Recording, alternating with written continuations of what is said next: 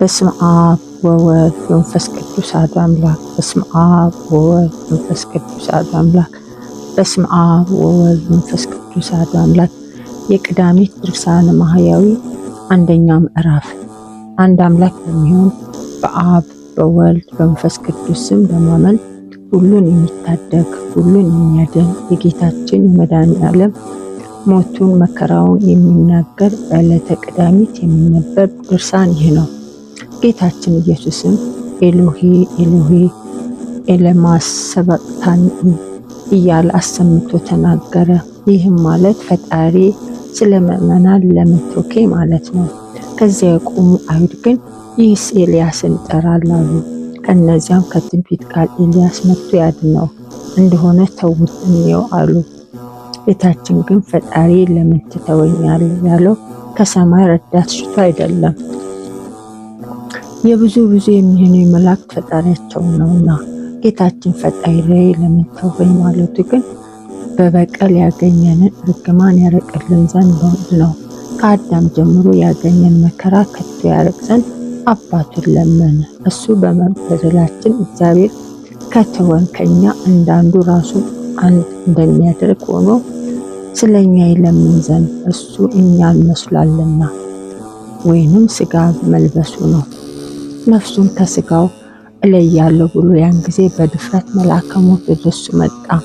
ኤሎሄ ኤሎሄ ኤልማስ ሰበቅታኒ እያለ ሲናገር በሰማው ጊዜ የፈራ መስሎት በሌላው እንዳስለመደ ኤሎሄ ኤሎሄ ኤልማስ ሰበቅታኒ ማለቱ መከራን ያረቅ ዘንድ ሙስና መቃብርን ያጠፋ ዘንድ መርገምም ከኛ ይለይ ዘንድ እንደሆነ አላወቀም ነበርና።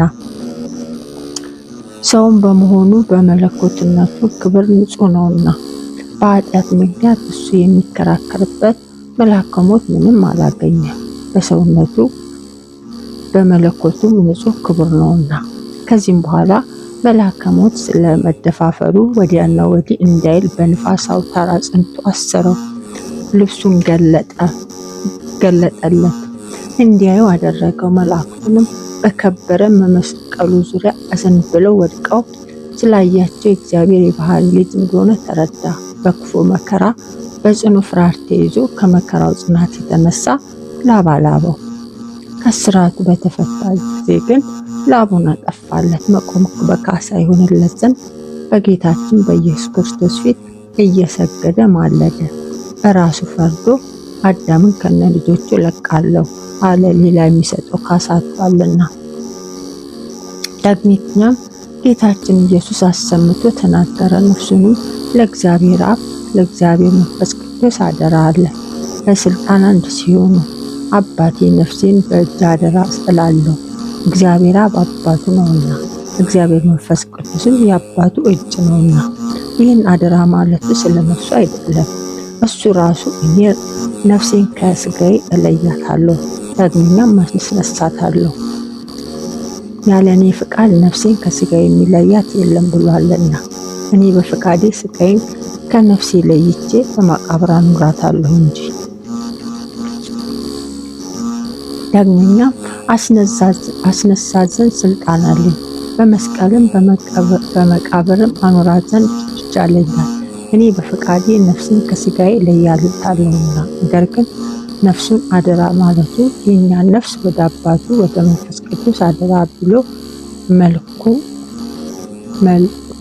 ፈጽሞ ክፉ ከሚሆን ከሞት እጅ አዳነን። ሁለተኛ ምዕራፍ። ጌታችን ኢየሱስም ትንቢቱን እንደተፈጸመ ባየ ጊዜ መጽሐፍን የተናገረው ይፈጸም ዘንድ በሙታን ልማድ ውሃ ጠማኝ አለ። በድምፅ አንደበቱ ደርቋልና ጉሮሮ ተጣግቷልና።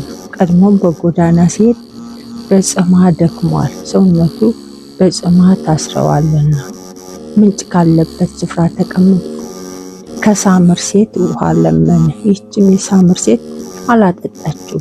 እኔ የሳምር አገር ሴት ሲሆን አንተ የይሁዳ አገር ስትሆን እንዴት እኔን ውሃ አጠጪኝ ትለኛለህ አለችው እንጂ።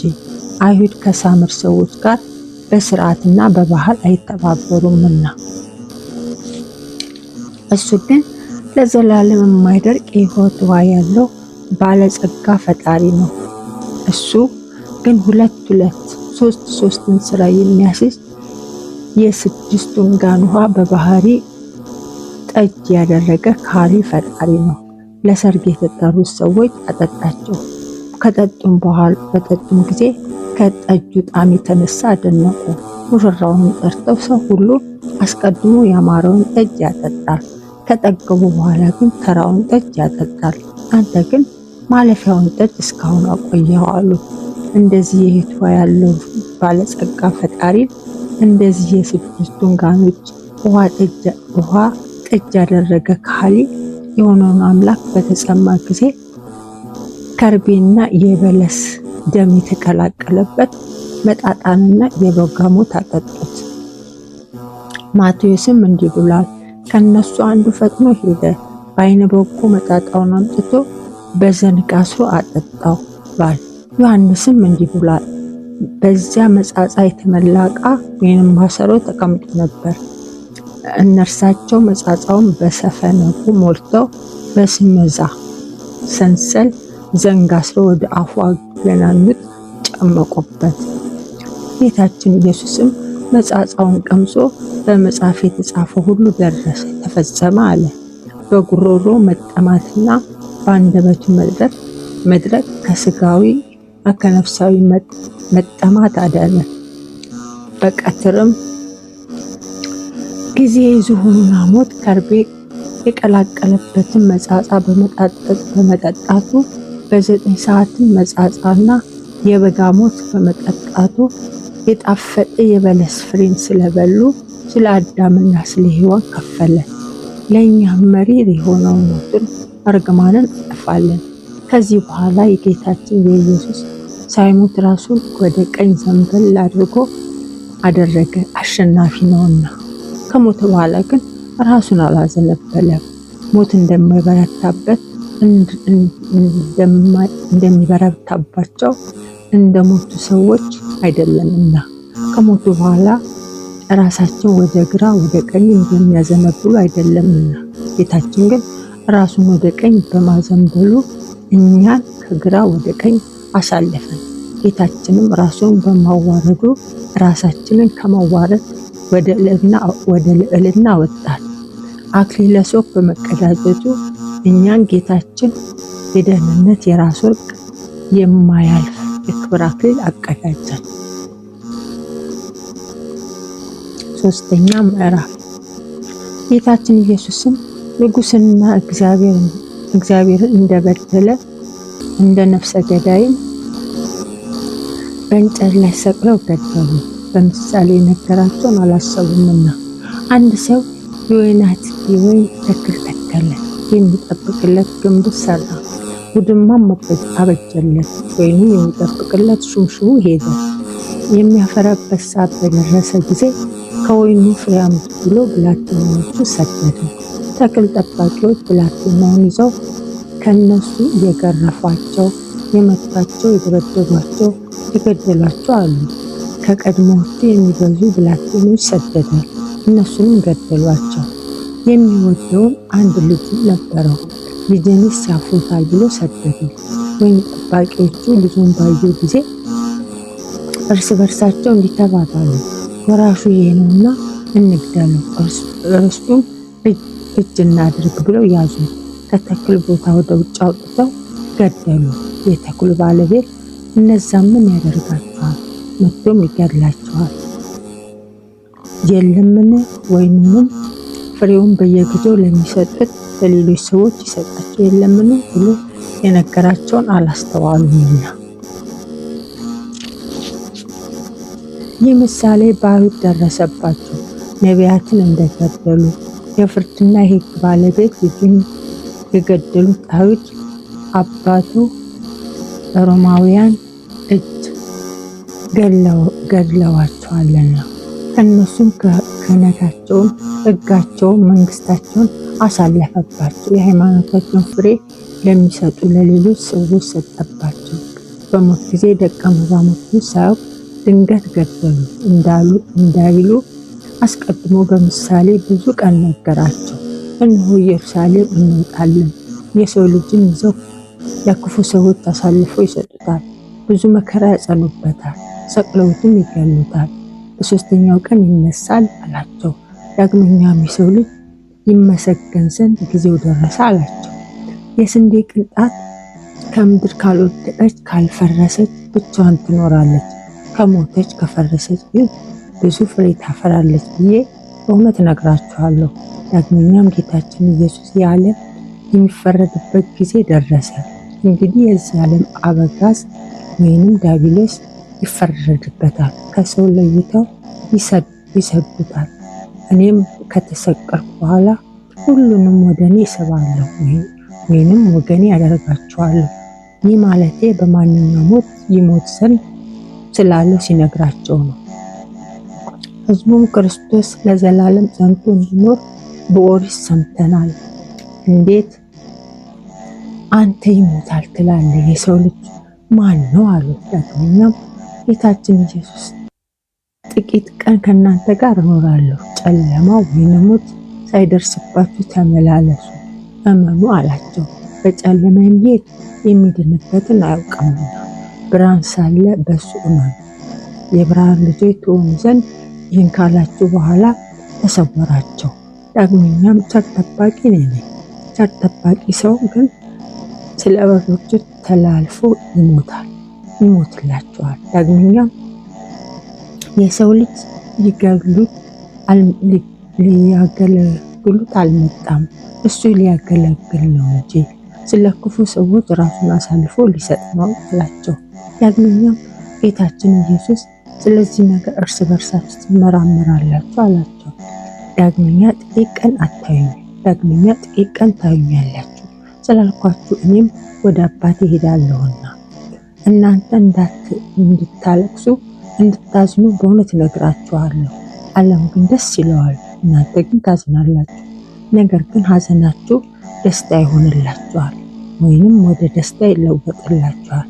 ሴት ቀኗ ደርሶ በምትወልድበት ጊዜ እንደምታዝን ልጅ ከወለደች በኋላ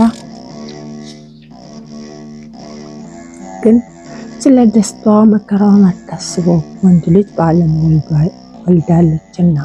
እናንተም እንደዚህ ታዝናላችሁ፣ ነገር ግን እንደገና አያችኋለሁ፣ ልባችሁ ደስ ይለዋል፣ ደስታችሁ ከእናንተ የሚወስድባችሁ የለም። ዳግመኛም ጌታችን ኢየሱስ እስከ 2 ቀን ድረስ ፋሲካ እንዲሆን እወቁ፣ የሰው ልጅን ይይዙታል፣ ሰቅለውትም ይገሉታል አላቸው። 4ኛ ምዕራፍ። ይህም የጌታችን ስቅለት በፈቃዱ ነው። በፈቃዱስ ባይሆን ባልገደሉት ነበር። ይጥሉት ዘንድ ወደ ተራራ ራስ ባደረሱት ጊዜ ከመካከላቸው ተሰውሮ ሳያዩት ሄዷልና። ዳግመኛም አይሁድ ይመቱት ዘንድ ድንጋይ ባነሱ ጊዜ ከምኩራብ ወይንም ከአዳራሽ ወጥቶ ከመካከላቸው ተሰውሮ ሄዷልና። ሊይዙት በወደዱ ጊዜ ከእጃቸው አምልጦ ወደ ዮርዳኖስ ማዶ ሄደ።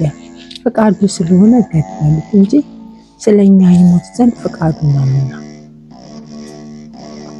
ጴጥሮስም እንዳይሞት በከለከለው ጊዜ ጌታችን ኢየሱስ ጴጥሮስን ባለጋራዬ ከኋላዬ ወግድ ብሎ ተቆጣው፣ የሰውን እንጂ እግዚአብሔርን አታስብም አለው።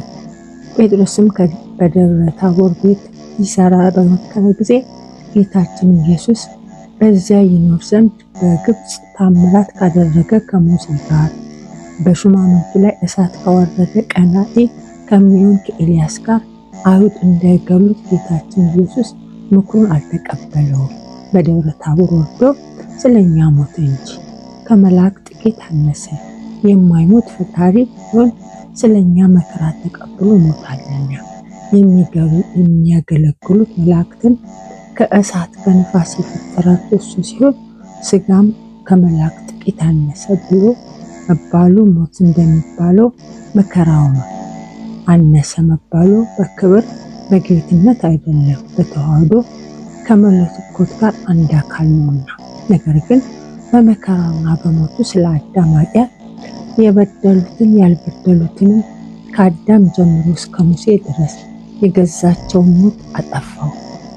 ሁሉም በአዳም አምሳል ተፈጥሯልና ለጌታ ግን ሞት አይገባውም፣ እንደ ሰው በዘር አልተወለደምና እርሱም አልበደለምና። ጌታችን ኢየሱስ ግን ሞቶ ተሰቀለ ያለውን ትእዛዝ ተቀብሎ ለሞት ደረሰ። የሞተውም በመስቀል ተሰቅሎ ነው። ስለ ሁሉ በእግዚአብሔር ቸርነት ሞትን ተቀብሏል።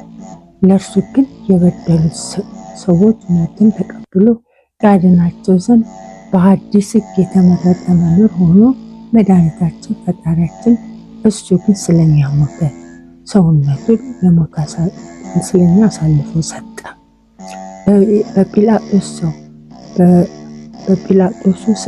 በጲላጦስ ዘመን ምስክር ሆነ።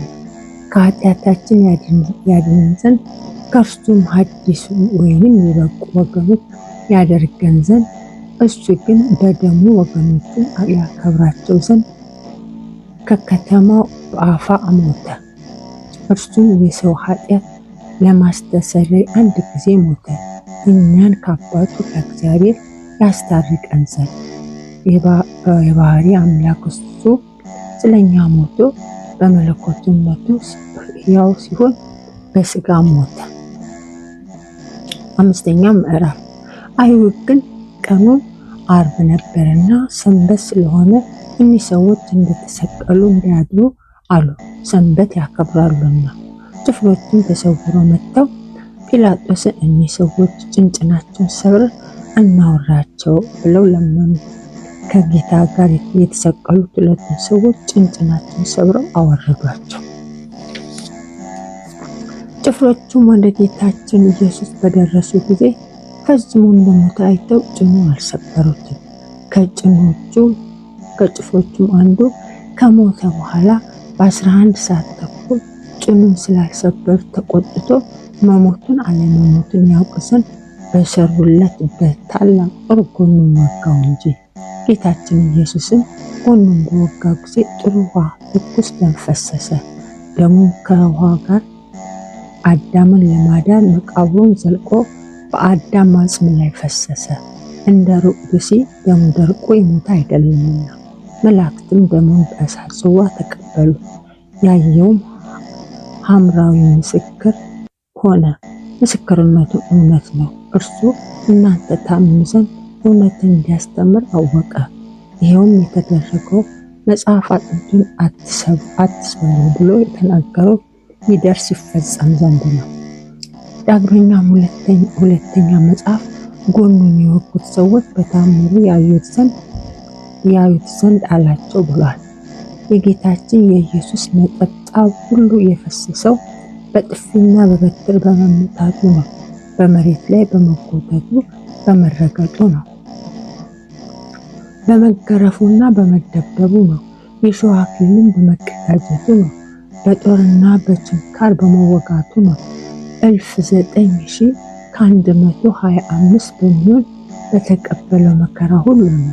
በዚህም በመወጋቱ በፈሰሰው ደም የእሳት በትርና የእሳት ጦር የእሳት ሰይፍ ያዙ በሱራፌልና በኪሩቤል እጅ 5,500 ዘመን የተዘጉት 3ቱን የገሃነም በሮች ከፈተልን። እነሱም ከ3 በሮች አስወግዶ በቀኙ የተሰቀለው ወንበዴ በስርቅ ጊዜ በደሙ ወደ ገነት አገባው። ይኸውም ደም አዳምን ከነልጆቹ እጁን ይዞ ከሲኦል አወጣው። ከሲኦል ባወጣቸውን ጊዜ በነቢዩ በሙሴ ምስጋና አመሰገኑ። በደሙም ወደ ተከፈተ ገነት ገቡ። በመጀመሪያይቱ ሰንበት እሑድ በተባለች በታላቂቱ ሰንበት ሕዝቡንም በደስታ ከሲኦል አወጣቸው፣ በገነትም አኖራቸው። 6ኛ ምዕራፍ። ጌቶቼ አብ መንፈስ ቅዱስ ሆይ አደራ እላችኋለሁ፣ እመቤቴ ማርያም አንቺንም ቃል ግቢልኝ እልሻለሁ፣ እማልድሻለሁ። በነፍሱ በሥጋው በተቀበላቸው መከራዎች ሁሉ በመቸከሩ የሾህ አክሊል ተቀዳጅቶ በመሰቀሉ በሞቱም ወደ ሲኦል በመውረዱ በጦር በመዋጋቱ ጌታችን ኢየሱስ ክርስቶስ በመቀበሩ ኃጢአቴን ሁሉ ይቅር ትሉኝ ዘንድ ከኃጢአትም ፍዳ ሁሉ ታድኑ ዘንድ ለዘላለሙ አሜን። የቅዳሜ ተአምር። በአካለ ነፍስ ያደረገው ተአምር ይህ ነው። ጌታችን ኢየሱስ ከሞተ በኋላ በአካለ ነፍስ ወደ ሲኦል ወርዶ ገሃነም የሚጠብቁ ወይንም በረኞች አጋንንት ባዩት ጊዜ ሸሹ። 700 የሚሆኑ የብረት መዝጊያዎች በሮች ሰበራቸው። መልአከ ሞትም ወደ ሲኦል አወርዶ ከዚያ አሰረው። ወደ ሲኦልም በመውረዱ ነፍሳችንን ወደ ሲኦል ከማውረድ አዳነ። ለነቢያት ለደጋጎች ሰዎች ሁሉ በአካለ ነፍስ ወርዶ የደህንነታችንን ምስራች ነገራቸው። አስቀድሞ ከካዱ ሰዎች በአካለ ነፍስ ወርዶ በንስሐ የእግዚአብሔር ትዕግስት ደጅ እየጠኑ ለሚኖሩ ነፃነትን አበሰረላቸው። በመከራውን በሞቱ ጊዜ የተደረገው ተአምር ነው። ቀኝ እጁን ዘርግቶ አጠመቃቸው። በሞት ጥላ በጨለማ ታስረው የነበሩት ፊታቸው የታሰሩበት እግር ብረት ሰበረው። በቀራንዮ ያደረገው ተአምር ይህ ነው። አይሁድን ለማጥፋት ሰይፋቸውን በመዘዙ ጊዜ 7ቱ የመላእክት አለቆች ጌታችን ኢየሱስ በመታገስ ከለከላቸው። በመጋረጃው መቀደድ በቸርነቱ ቁጣቸውን እንዲመልሱ አደረጋቸው። ከዚህም በኋላ የቤተ መቅደስ መጋረጃ ከላይ እስከታች ድረስ ከሁለት ተከፈለ። ጠላት ባጠፉለት ጊዜ ደስ እንደሚለው ሰው ምድርን ደስ ብላት ተነዋወጠች። በሞቱም ሰማይ ታወከች። ያን ጊዜ ፀሐይና ጨረቃ ከዋክብትም ብርሃናቸውን አጡ። ጨለማ ተወገደ። ድንጋዮችም ተከፈቱ፣ መቃብሮች ተከፈቱ። ከሞቱም ከደጋጎች ወገኖች 500 ሰዎች ተነሱ። ከዚህም በኋላ ተነስተው ወደ ኢየሩሳሌም ገቡ። ብዙዎች ሰዎች ተገልጠው አዩአቸው። ጌታችን ኢየሱስም ያስነሳቸው በሞቱ ጊዜ ብቻ አይደለም፣ በሕይወቱም አብርሃም፣ ይስሐቅ፣ ያዕቆብን 12 ልጆች ነቢየ ሙሴን ከመቃብር አስነሳቸው እንጂ። በሱ ስም እንዲያስተምሩ 3 ቀን አሰናበታቸው። የከበሩ ሴቶችም ሳራና ረብቃም ራሔልም አስነሳቸው። የሕይወት ትንሣኤ ነውና ትንሣኤም ሕይወትም ነውና። የመቶ አለቃውም አብረውት ያሉት ጭፍሮች ጌታችን ኢየሱስ ይጠብቁ ነበር። እንደተጨንቆ እንደሞተና ዓለም መናወጥ ባዩ ጊዜ እጅግ ፈሩ፣ እግዚአብሔርንም አመሰገኑ። ሁሉም አንድ ሆኖ በአንድ ቃል ይህ ሰው በእውነት የባህሪ አምላክ ነው፣ በእውነት የእግዚአብሔር የባህሪ ልጅ ኖሯል አሉ። የተሰበሰቡት ሁሉ ጌታችን ኢየሱስን ባዩት ጊዜ ያደረጉትን ይህ ድንቅ ተአምር ባዩ ጊዜ ደረታቸውን ደቁ። እያደነቁም ወደ ቤታቸው ወደ ሀገራቸው ተመልሰው ገቡ።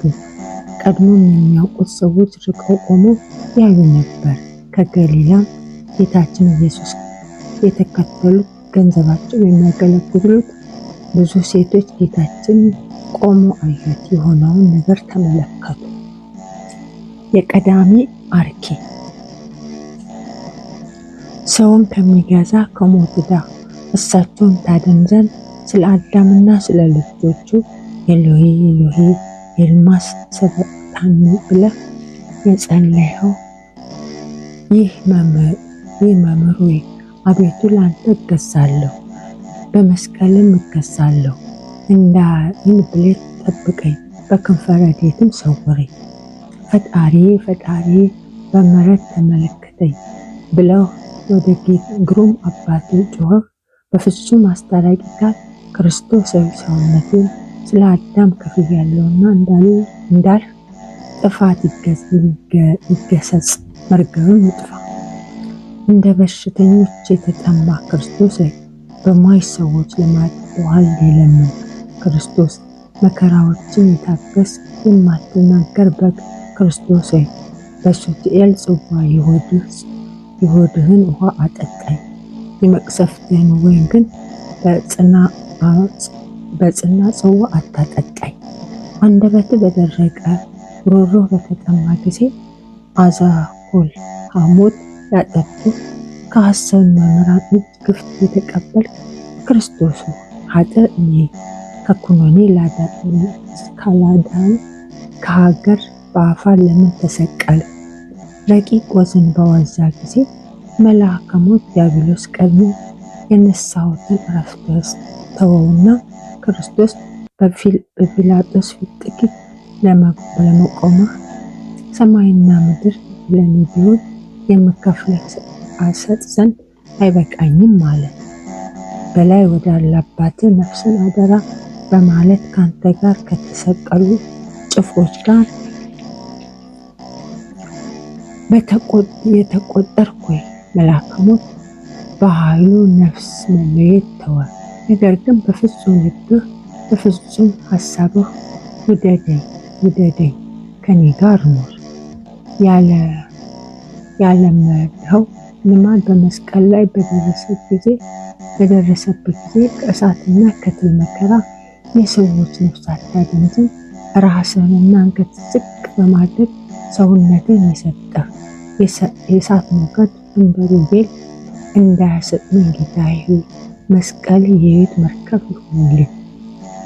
በመቸንከርና ዳግም በመስቀል ስጋህን ከታመመ በኋላ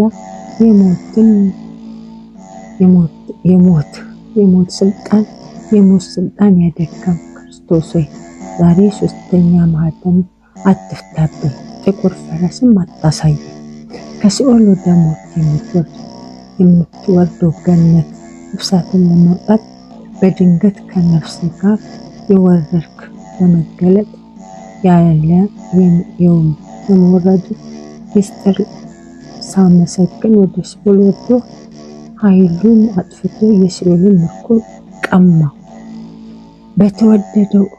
በተቀዳጀው አክሊለ ሦክ ራስህ የተረሳ ክርስቶስ በተሰቀለ ሰውነትህ የተጫወቱ ወገኖችህ በተሳለ ጦር የወጉህ በልቤ ባሰብኩት በቃሌ በተናገርኩት በበድል የይቅርታ አባት ፈጣሪ ሆይ አንጻኝ።